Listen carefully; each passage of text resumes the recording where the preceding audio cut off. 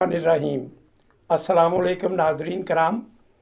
आज हमारे studio TV link में मोहतरम नवाज संधू साहब तशरीफ़ फरमा है मेरे साथ। ये सारा सिलसिला जिस तरह ये शतरंज की बसात बछा रहे हैं, अब कौम इतनी भी क्या कहना चाहिए बेवकूफ़ बेअकल नहीं है। और मज़े की बात यह है कि जो भी इनमें से उठता है लीडर, खा वो किसी पार्टी से भी हो, वो 18 करोड़ को अपने साथ ले लेता है कि ये 18 करोड़ मेरे साथ है। जबकि 18 करोड़ को जब रोटी पानी मकान की बात आती है तो कोई इसकी बात नहीं सुनता। अब जनूबी पंजाब में आप देखें, वो फतियाने सतियाने वगैरह जो हैं उनके घरों को लूटा गया, वहाँ पे हंगामे हुए। और ये बात अब बढ़ेगी क्योंकि लोग अब ये इस बात को पर यकीन रखते हैं कि भाई हमने इनको वोट दिया, इन्होंने सवाए अपनी प्रॉपर्टी और अपने बाल बच्चों के हमें क्या दिया। ये वो पॉइंट है जिसकी आप बात कर रहे हैं कि खून बहेगा। ये बात अब बढ़ेगी और इस तरफ जा रही है और इसके सिवा हल कोई नहीं इसके है। सिवा हल को नहीं है और लोग ये सही कर रहे हैं। और इसका नतीजा ये होगा कि जब लोग कौमी असम्बली के लिए खड़े होंगे तो वो 100 बार सोचेंगे कि मुझे इलाके के लोगों ने मेरा घर जलाना है अगर मैंने कोई गलत काम किया तो ये बहुत अच्छा साइन है। बेशक इसको बदनज़मी या बदअमनी में गिने आप, लेकिन अगर ये होगा तो इन लोगों को सीधा करने का यही एक रास्ता रह गया है। वो क्या कहते हैं ना, there is always a lightning in a dark cloud. तो अब वो लाइट जो है ना वो नज़र आनी शुरू हो गई है। और ये जो नाउमीदी की बात है ये नहीं होनी चाहिए हमें। जिस तरह मैंने पहले भी कहा कि हम नाउमीद नहीं हैं। और इंशाअल्लाह अब यार 64 साल बहुत हैं, अब कुछ ना कुछ बेहतरी की तरफ कोई कदम उठना चाहिए।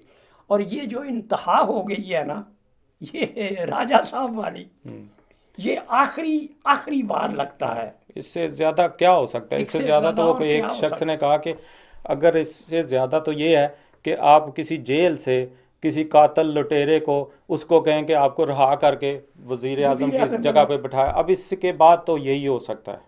तो ये जो आपने बात कही ये बड़ी अच्छी है कि ये लोग जो इस तरफ ये इंतहा हो चुकी है और 64 साल हो गए और ये जो नाउमीदी की बात जो है वो नहीं है। लेकिन देखने वाली सूरत हाल ये है कि लोग इस खामोशी को समझ रहे हैं कि इससे नाउमीद हो रहे हैं। असल में हर तूफ़ान से पहले खामोशी होती है। बेशक ये जो इस वक्त खामोशी है और इनको खुल खेलने का मौका मिल रहा है, ये एक बहुत बड़े तूफ़ान का पेश खैमा है। दुआ है कि अल्लाह ताला मुल्क को इस तूफ़ान से अच्छी तरह निकलने की तौफीक अता फरमाए। अल्लाह ताला हिम्मत दे और इस मुल्क के ऊपर खैर रखे। एक बहुत बड़ा तूफ़ान आने वाला है जो अगले साल के शुरू से, अगला जो 2013 का साल है उसमें अगर ये इलेक्शन फेयर ना हुए तो खून बहेगा। लोग इस दोबारा से फिर किसी नए परवेज़ अशरफ या गिलानी को कबूल नहीं करेंगे। संधू साहब, मुझे ये बात याद आ रही है, हज़ारों सामा हैं बनाओ के इन बर्बादियों में। हाँ, मुझे यकीन है लौट आएगा फिर मेरा वो उसी ज़माना। वाह वाह। मुझे ये पूरी उम्मीद है कि इंशाअल्लाह इन तमाम बर्बादियों के बाद अब क्या कहना चाहिए, ये इंतहा हो गई है। अब एक मेरे जैसा स्ट्रीट मैन भी ये सोचने पे मजबूर है कि ये क्या ड्रामा हो रहा है हमारे साथ। अक्लमंदों की तो वैसे भी कमी नहीं है मुल्क में, मगर हमारे जैसे जो क्या कहते हैं लेमैन हैं, अब वो भी ये सारे ड्रामे को समझ रहे हैं। तो अल्लाह करीम से ये दुआ है कि वो पाकिस्तानियों की बात सुने और पाकिस्तानियों को भी चाहिए कि अमली मुजाहरा करें, अब उठें, जागें, बहुत हो गया, जागें और अकल से काम लें।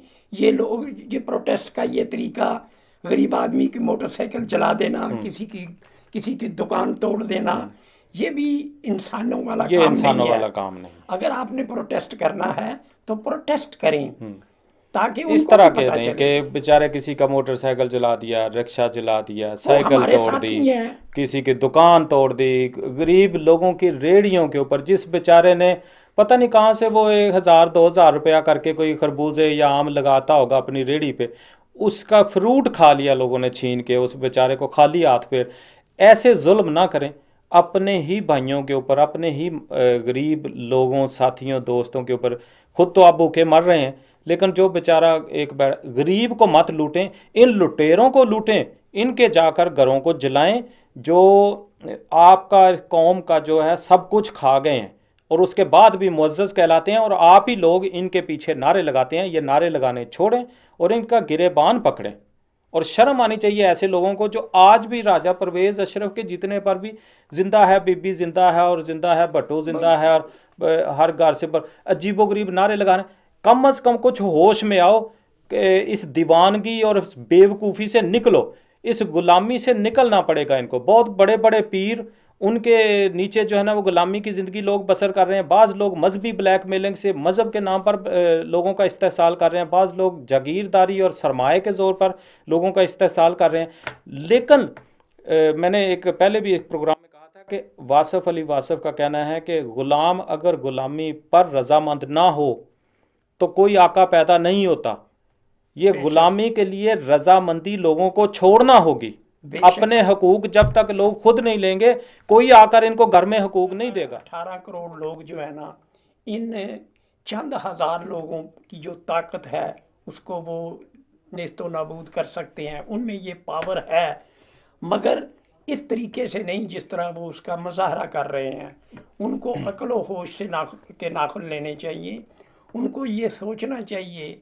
और ये जो प्रोटेस्ट लीडर बनते हैं, ये ठीक है कि जब एक लावा फूटता है तो उसमें वो नज़्म व रब्त रखना बड़ा मुश्किल होता है, मगर फिर भी ये लीडर का काम है।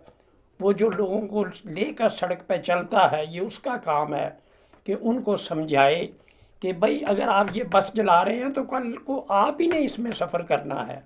ये मोटरसाइकिल जिसकी जला रहे हैं ये आपका ही साथी है, ये भी इस प्रोटेस्ट में शामिल है। ये सारी बातें सोचनी अब वो वक्त है कि हमें हर कदम फूंक फूंक कर रखना होगा, जागना होगा, लोगों को आंखें खोलनी होंगी, लोगों की आंखें खुलनी चाहिए। अगर अब भी ना खुली तो फिर कभी भी नहीं खुलेंगी। वो जो आपने फरमाया ना कि वो गुलामी वाली बात, ये फिर हमेशा की तरह गुलाम रहेंगे। और ये भी देखें कि अजीब इत्तेफाक है, ये बात करने पे मैं मजबूर हूँ कि बर्रे सगीर हिंदो पाक में हर कौम ने आकर हुकूमत की है। क्यों? क्योंकि गुलामी जल्दी कबूल कर ली। क्योंकि सिंपल सी वजह है कि हम एक दूसरे के खिलाफ फौरन खड़े हो जाते हैं, और वो जो बैरूनी आका होता है उसके साथ मिल जाते हैं कि इसको मारो। हम अपने बहन भाइयों को अपना दुश्मन समझते हैं और उनको ख़त्म करने के लिए दुश्मन के साथ मिल जाते हैं जो एक खारजी होता है।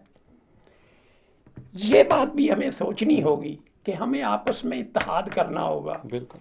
ये जो सिंधी बलोची और ये सारा सिलसिला जो हमने ये लोगों को बेवकूफ़ बनाने के लिए नारे लगाए हुए ना, ये तकसीम की हुई है। ये तकसीम दरअसल एक, जिस तरह आपने पहले फरमाया था, ये तकसीम दरअसल एक स्कीम के तहत है कि इस कौम को उठने ना दिया जाए, और इसलिए इस राजा जैसे लोगों को आगे लाया जाता है, जिस तरह आपने पहले फरमाया। इसलिए इन लोगों को लाया जाता है ताकि वो जो बैरूनी आका हैं उनके आगे ये झुके रहें, कौम को ये वादों पर टरखाते रहें। और ये राजा साहब तो इस मामले में काफ़ी शोहरत याफ्ता हैं, क्योंकि ये हर महीने बिजली को हमेशा के लिए लोड शेडिंग को ख़त्म करने का अंदिया दिया करते थे। 4.5 साल तो ये बिजली को बिजली की तरह ही गुम करते रहे। आज 6 माह रह गए हैं, इसमें ये क्या कारनामा सर अंजाम दे सकेंगे? ये बात सोचने की और समझने की है। और जिस तरह आपने कहा कि कौम के जागने की है, अल्लामा इकबाल ने मेरा ख्याल है बहुत अरसा पहले ये कहा था, जिस खेत से दहका को ना हो मुयस्सर रोज़ी, उस खेत के हर खोशाए गंदम को जला दो। तो अब ये वक्त आ गया है कि भूखे तो हम वैसे ही मर रहे हैं, तो क्यों ना इस खेत को भी जला दें। फिर ये क्यों खाएं, फिर ये क्यों लेकर जाएं, ये अपना सरमाया बिरबार और अपनी औलादों को क्यों दें, ये सोचने की बात है। कौम को उठने की ज़रूरत है और कौम को होश में आने की ज़रूरत है।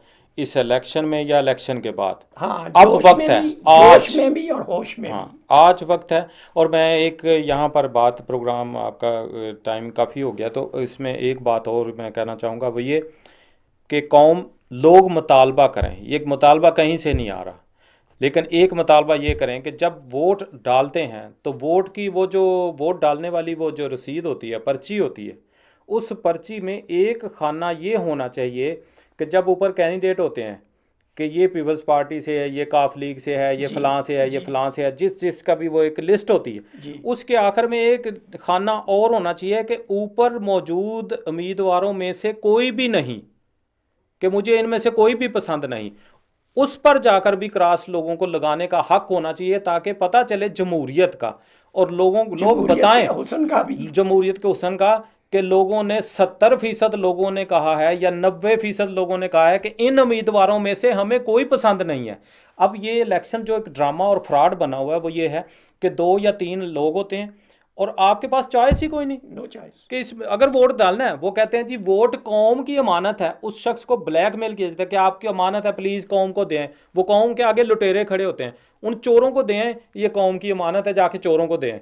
उनमें से 3 चोरों में से उसको एक चोर या 2 चोरों में से एक चोर का इंतखाब करना होता है। तो वो उसका करता है कि जो चोरी की रकम में से उसे भी 10 रुपए देता है, वो उसको वोट दे देता है। तो एग्जैक्टली ऐसी उसके नीचे एक खाना होना चाहिए कि मुझे ये चोर ऊपर वाले जो हैं वो मुझे पसंद नहीं, ताकि पता चले कि कितनी कौम इन लोगों को रिजेक्ट कर। ये फिर ये जो बात आपने की थी ना, हर कोई शख्स कहता है 18 करोड़ मेरे पीछे हैं, फिर ये लोग नहीं कह सकेंगे कि ये 18 करोड़ मेरे पीछे हैं। फिर लोग कहेंगे कि 90% ने तो आपको रिजेक्ट किया सबको, बाकी 10% में आप हैं जो कुछ भी हैं।